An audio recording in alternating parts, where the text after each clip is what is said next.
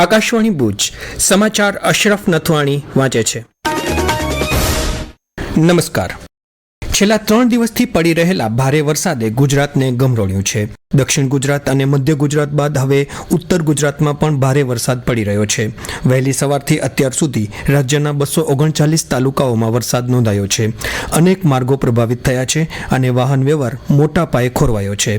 અસરગ્રસ્ત વિસ્તારોમાં એનડીઆરએફ અને એસડીઆરએફની ટીમો ઉપરાંત આર્મીએ પણ મોરચો સંભાળ્યો છે. કોઈપણ કટોકટીને પહોંચી વળવા એનડીઆરએફ એસડીઆરએફની કુલ 49 ટીમો અને ભારતીય સૈન્યની 6 ટીમ અમદાવાદ, નવસારી અને વલસાડમાં તૈનાત કરવામાં આવી છે. દરમિયાન છેલ્લા કેટલાક દિવસથી વાદળછાયા વાતાવરણ વચ્ચે કચ્છમાં પણ વરસાદની રાહનો આખરે અંત આવ્યો છે. મોડી રાત્રે ગાંધીધામ, ભચાઉ અને રાપરમાં શરૂ થયેલ વરસાદ આજે સાંજ સુધી યથાવત રહ્યો છે. આર્થિક પાટનગર ગણાતા ગાંધીધામ શહેરમાં અને કંડલામાં તોફાની પવન સાથે ધોધમાર વરસાદ ખાબક્યો હતો. ઉપરાંત આજે સવારથી રાપર અને ભચાઉમાં પણ સાર્વત્રિક વરસાદ પડ્યો છે. લાંબા સમય બાદ વરસાદ વરસતા ખેડૂતો અને માલધારીઓમાં ખુશીની લાગણી ફેલાઈ છે. પશ્ચિમ કચ્છમાં જિલ્લા મથક ભુજ, માંડવી, મુન્દ્રા અને નખત્રાણામાં ધીમી ધારે વરસાદ વરસી રહ્યો છે. જિલ્લા કંટ્રોલ રૂમ પાસેથી પ્રાપ્ત આંકડાઓ અનુસાર આજે સવારે 6 વાગ્યાથી સાંજે 6 વાગ્યા સુધીમાં રાપરમાં સૌથી વધુ 87 મિલીમીટર, જ્યારે ભચાઉમાં 61 મિલીમીટર વરસાદ નોંધાયો છે. જ્યારે અંજાર તાલુકામાં 19, ગાંધીધામમાં 18, ભુજમાં 16, માંડવીમાં 8, મુન્દ્રામાં 7 મિલીમીટર વરસાદ છેલ્લા 12 કલાકમાં પડ્યો છે. રાજ્યમાં સતત વરસી રહેલા ભારે વરસાદને કારણે અનેક ટ્રેન સેવાઓ પ્રભાવિત થઈ છે. બિલીમોરા તેમજ અમદાવાદ વિરમગામ રેલખંડમાં જળબંબાકારની સ્થિતિ સર્જાતા સલામતીના કારણોસર અનેક ટ્રેનો રદ કરવામાં આવી છે, જ્યારે કેટલીક ટ્રેનોના રૂટમાં ફેરફાર કરવામાં આવ્યા છે અને અમુક ટ્રેનોને આંશિક રીતે રદ કરવામાં આવી છે. પશ્ચિમ રેલવે અમદાવાદ ડિવિઝન દ્વારા જાહેર કરવામાં આવેલી માહિતી અનુસાર Ahmedabad Mumbai Central Gujarat Superfast Express, Gandhinagar Capital Mumbai Central Vande Bharat Express, Ahmedabad Okha Vande Bharat Express, Ahmedabad Mumbai Shatabdi Express સહિત અનેક ટ્રેનો આજે સંપૂર્ણપણે રદ કરવામાં આવી છે. આ ઉપરાંત Gandhidham Nagercoil Express, Bhuj Ahmedabad Namo Bharat Rapid Rail, Veraval Jabalpur Express, Veraval Sabarmati Vande Bharat અને સોમનાથ એક્સપ્રેસ સહિતની અનેક ટ્રેનોને વૈકલ્પિક રૂટ પરથી દોડાવવામાં આવી રહી છે. દરમિયાન ભુજ બરેલી એક્સપ્રેસ આજે તેના નિર્ધારિત સમયે સાંજે 4:15 બદલે સાંજે 7:50 ભુજથી રવાના થશે.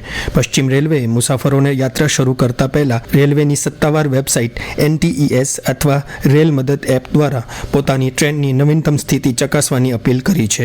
પશ્ચિમ રેલવે અમદાવાદ ડિવિઝનના જનસંપર્ક અધિકારી અજય સોલંકીએ આ અંગે વધુ માહિતી આપી હતી.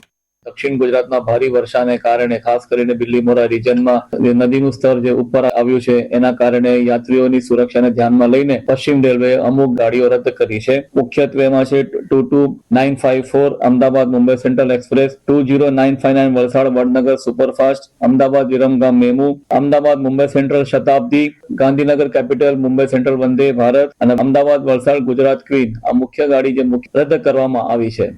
દરમિયાન હવામાન વિભાગ દ્વારા રાજ્યમાં ભારેથી અતિભારે વરસાદની આગાહી કરવામાં આવી છે. અમદાવાદ, વાવથરાદ, મોરબી, સુરેન્દ્રનગર, આણંદ, ખેડા અને ગાંધીનગર જિલ્લામાં રેડ એલર્ટ જાહેર કરવામાં આવ્યું છે, જ્યારે કચ્છ, જામનગર, રાજકોટ, અમરેલી અને બોટાદ જિલ્લામાં ઓરેન્જ એલર્ટ જાહેર કરવામાં આવ્યું છે. રાજ્યના દરિયાકાંઠાના વિસ્તારોમાં ભારે પવન ફૂંકાવાની પણ શક્યતા વ્યક્ત કરવામાં આવી છે. હવામાન વિભાગના જણાવ્યા અનુસાર આગામી દિવસોમાં દરિયો ખૂબ જ રફ રહેવાની શક્યતા છે, જેથી માછીમારોને આગામી 2 દિવસ સુધી દરિયો ન ખેડવા માટે ખાસ સૂચના આપવામાં આવી છે. દક્ષિણ ગુજરાતના બંદરો પર 3 નંબરનું સિગ્નલ લગાવવામાં આવ્યું છે. હાલ રાજ્યમાં 5 સિસ્ટમ સક્રિય હોવાના કારણે વ્યાપક અને ભારે વરસાદની શક્યતા યથાવત હોવાનું હવામાન વિભાગના નિયામક ડોક્ટર A.K. દાસે જણાવ્યું છે. अभी जो सिस्टम हमारे लिए इम्पोर्टेंट है, एक लो प्रेशर सिस्टम अभी बने हुए हैं दक्षिण पूर्व राजस्थान और आसपास क्षेत्रों में.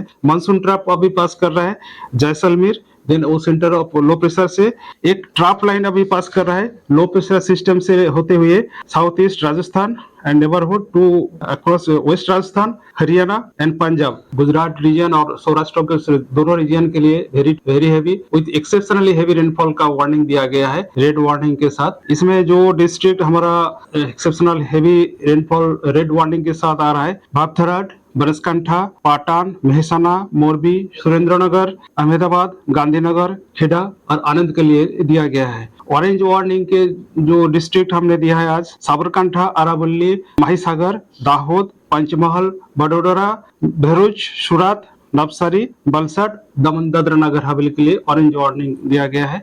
कच्छ रीजन में जो डिस्ट्रिक्ट है ऑरेंज वार्निंग में साथ कच्छ, जामनगर, राजकोट, बोटाड, अमरेली और भावनगर के लिए दिया गया। फिशरमैन भाई के लिए अगले आज और कल के लिए वार्निंग दिया गया है। इसमें स्क्वाली वेदर के साथ जो स्पीड रहेगा 45 टू 55 किलोमीटर प्रति घंटा, गस्टिंग टू 65 किलोमीटर प्रति घंटा के साथ स्पीड पवन रहने का संभावना रहेगा। ભુજ તાલુકાના ચુબડક ખાતે રાજ્યમંત્રી ત્રિકમભાઈ છાંગાના હસ્તે 66 કેવી સબસ્ટેશનનું ભૂમિપૂજન કરાયું હતું। 11 કરોડ 22 લાખ રૂપિયાના ખર્ચે બનનાર આ સબસ્ટેશન કાર્યરત થતા 4 ગામોને પર્યાપ્ત વીજળી મળી રહેશે। આ પ્રસંગે શ્રી છાંગાએ જણાવ્યું કે ચુબડક સબસ્ટેશનના કારણે ખેતી અને બિનખેતી વપરાશકારોને વિના વિક્ષેપે વીજળી તથા નવા વીજ જોડાણો આપી શકાશે। ઉપરાંત 4 ગામના ગ્રામીણ ખેતીવાડી અને ઔદ્યોગિક વિસ્તારના અંદાજે 1100 ગ્રાહકોને સતત ગુણવત્તાસભર વીજળી પૂરી પાડી શકાશે। કચ્છ મ્યુઝિયમ અને પુરાતત્વ વિભાગના સંયુક્ત ઉપક્રમે કેરાના 10મી સદીના પ્રાચીન શિવ મંદિર ખાતે લાઈવ સ્કેચિંગ આઉટરીચ પ્રોગ્રામ યોજાયો હતો। જિલ્લા મહિલા અને બાળ અધિકારીની કચેરી હેઠળની DHEWની ટીમ દ્વારા માંડવી તાલુકાના મસ્કા ખાતે બાલિકા પંચાયતની દીકરીઓ સાથે સંવાદ કાર્યક્રમ તથા બાલિકા પંચાયત બેઠકનું આયોજન કરવામાં આવ્યું હતું। આ સાથે સમાચાર બુલેટિન પૂરું થયું। નમસ્કાર।